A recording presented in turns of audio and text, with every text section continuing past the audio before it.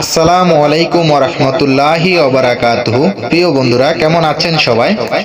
আজকের এই ভিডিওতে আমি খুবই ছোট্ট এবং খুবই শক্তিশালী একটি দোয়া আপনাদের মাঝে শেয়ার করব।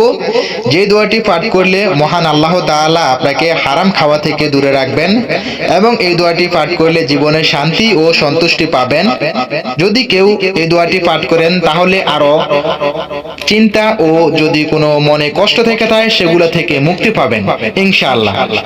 দোয়াটি হচ্ছে আল্লাহুম্মা কাফিনি বিহালালিকা আন হারামিকা ওয়া আগনিনি বিফাদলিকা আম্মান শিওয়াক।